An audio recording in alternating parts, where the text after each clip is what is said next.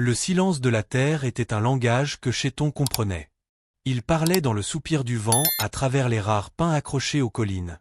Et dans l'appel lointain et solitaire d'un faucon qui tournoyait sous un vaste ciel indifférent. C'était le même silence qui s'était installé dans leur petite cabane solide, à lui et à Winona. Un silence plus lourd que le vide. Depuis 10 ans, ce silence était le fantôme des enfants qu'ils avaient prié d'avoir. Une douleur constante, un creux béant au cœur de leur foyer. En 1887, leur chagrin était une pierre usée, polie et familière entre leurs mains. Ils vivaient à l'écart, blottis dans une vallée peu profonde creusée par un ruisseau qui coulait mince en été et gelait dur en hiver. Leur vie suivait le rythme de la nécessité.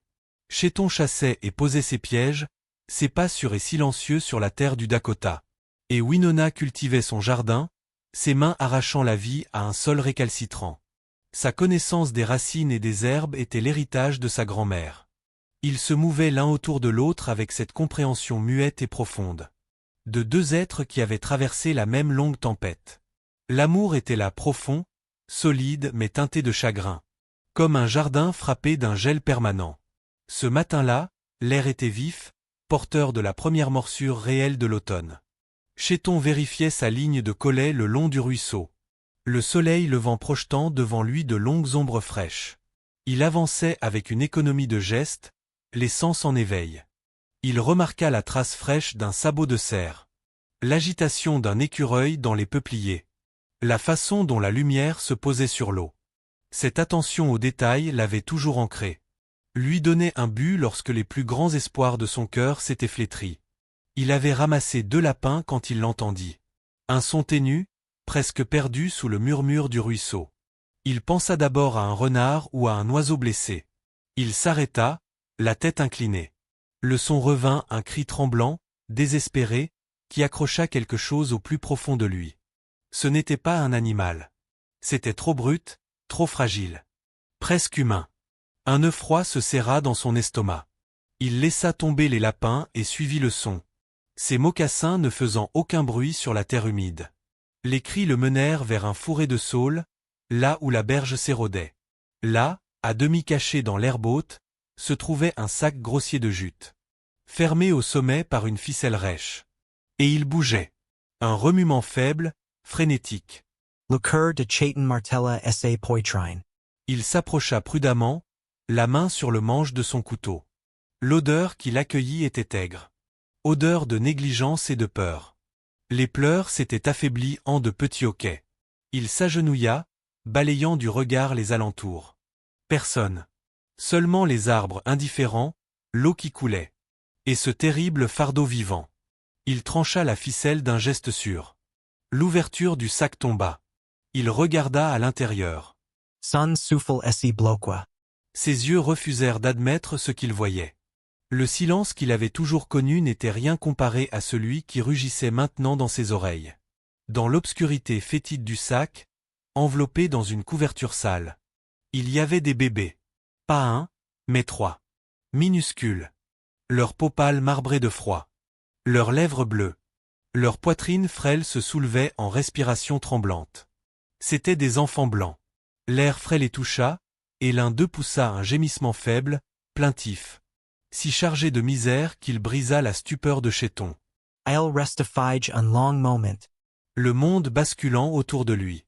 Puis il pensa à Winona, aux 10 années de larmes muettes, au berceau qu'il avait sculpté et qui dormait dans les poutres de la cabane.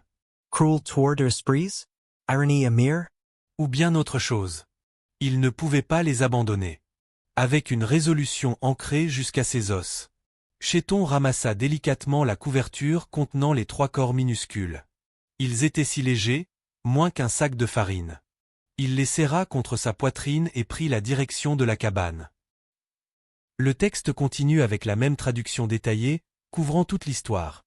La réaction de Winona, leur lutte pour sauver les enfants, la confrontation avec les colons, l'affrontement avec Gareth Vance et ses hommes, l'intervention du shérif, la reconnaissance de leur rôle de parents, puis l'épilogue où leurs enfants grandissent et le silence de leur maison se transforme en vie et en rire. Winona grattait des carottes dans son jardin quand elle le vit revenir. Elle se redressa, essuyant ses mains tachées de terre sur son tablier, une question dans les yeux. Elle s'attendait à le voir porter du gibier, mais il ne tenait qu'un étrange ballot dans ses bras. Son visage était impassible, mais elle le connaissait mieux que son propre reflet. Elle y lut le tumulte, le conflit. Chayton? Appelait-elle doucement. KSE Passatil? Es-tu blessé? Il ne répondit que lorsqu'il se trouva devant elle, sur le petit carré de terre balayé qui servait de perron. Il plongea son regard dans le sien, comme pour la préparer, puis souleva lentement un coin de la couverture. Le souffle de Winona s'éteignit dans un halètement muet. Ses yeux s'agrandirent, d'abord d'incrédulité, puis d'une compréhension horrifiée. Trois visages minuscules, pales, immobiles, trois corps fragiles. Sa main vola à sa bouche. Le monde vacilla. Ses enfants, c'étaient les fantômes de ses rêves perdus. Devenus chair et sang. Jetés pour mourir. Les esprits sont cruels, murmura-t-elle, la voix tremblante. La douleur revint, tranchante comme une lame. Pourquoi lui montrer cela? Pourquoi mettre devant elle ce qu'elle n'avait jamais pu avoir, sous une forme si cruelle? Mais à mesure qu'elle les contemplait, la douleur se transforma. Elle fondit sous un autre feu, une rage protectrice, brûlante, primitive. Elle ne vit pas la couleur de leur peau. Seulement la vie, vacillante, prête à s'éteindre. Elle tendit les doigts, encore froids de terre, et toucha la joue du plus petit. La peau était glacée. « Amène-les dedans, dit-elle. Sa voix n'avait plus de tremblement, mais une autorité inébranlable. Il n'y avait pas de question du « que faire ». Ils étaient là.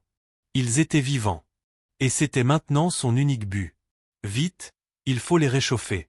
La cabane, qui avait été un refuge de chagrin, devint soudain un creuset d'activité fébrile. Winona dirigeait chaque geste avec une énergie retrouvée. Ils étendirent les bébés sur une peau de bison près de l'âtre. Elle les libéra de la couverture souillée, secouant la tête en voyant leur corps maigre, leur peau irritée. 2 garçons et une fille.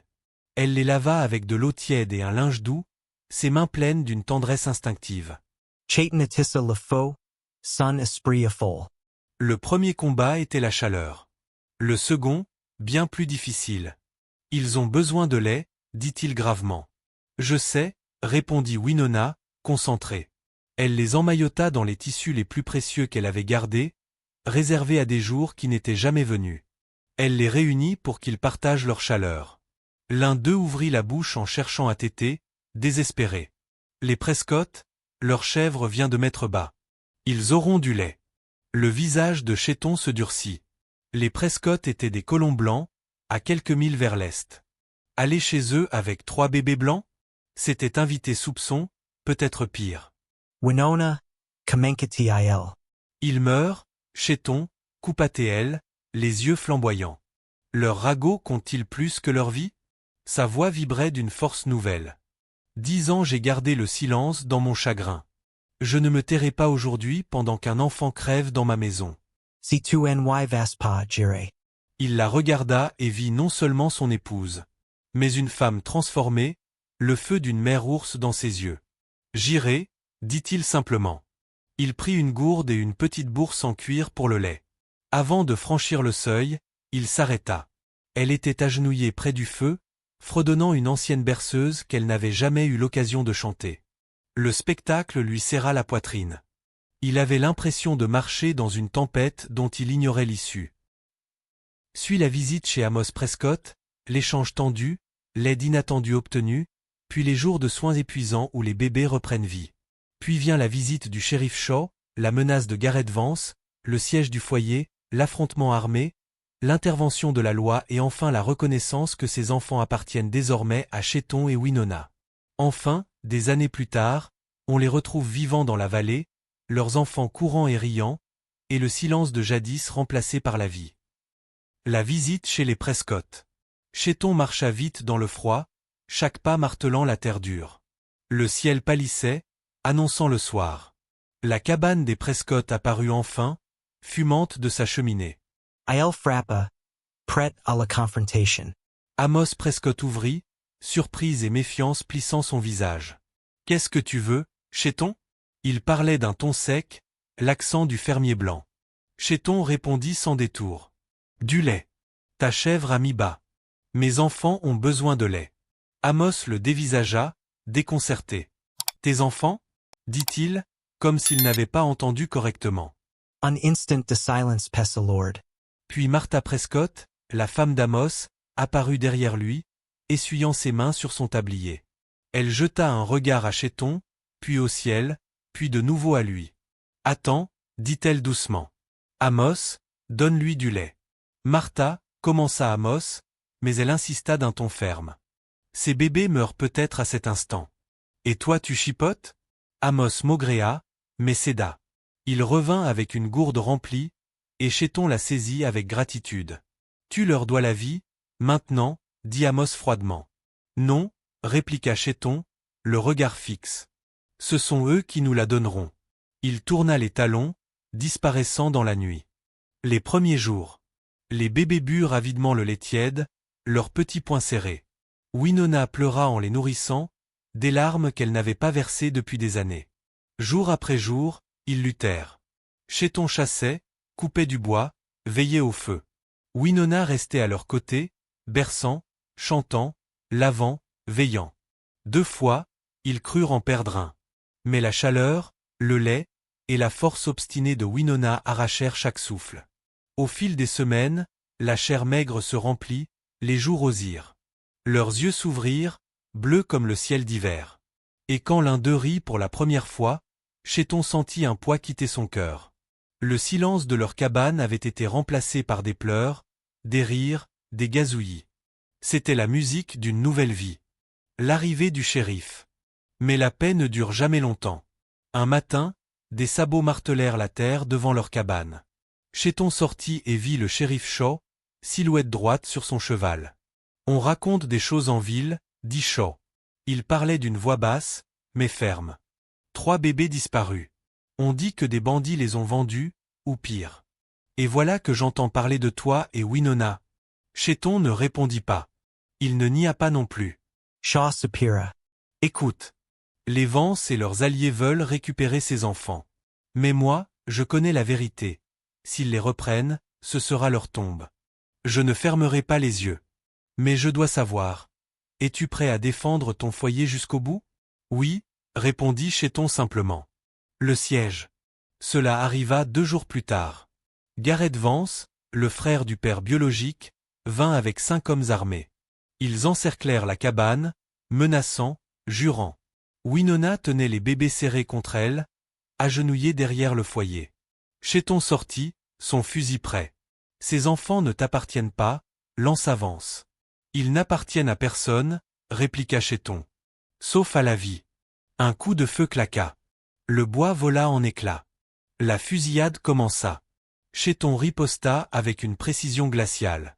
Winona priait à voix basse, couvrant les nourrissons de son corps. Puis, au milieu du chaos, une voix tonna. Assez. Le shérif Shaw était là, fusil braqué, ses hommes derrière lui. Les Vance durent battre en retraite, furieux mais impuissants. La reconnaissance. Les semaines suivantes furent tendues. Méchant tint parole. Il déclara devant le juge que les bébés avaient été trouvés abandonnés. Et que seuls Chéton et Winona pouvaient prouver leur survie. La loi leur donna la garde. Des années plus tard. Les saisons passèrent. La cabane solitaire devint un foyer vibrant. 3 enfants grandirent, courant dans la vallée, leur rire résonnant contre les collines. Winona, jadis brisée par le deuil, retrouvait chaque jour une part d'elle-même. Chéton, silencieux guerrier, regardait ses fils et sa fille, fiers d'avoir défié le destin. Et le silence qui pesait autrefois sur leur foyer n'existait plus. À sa place, il y avait le chant de la vie. Undone cruel transform and miracle.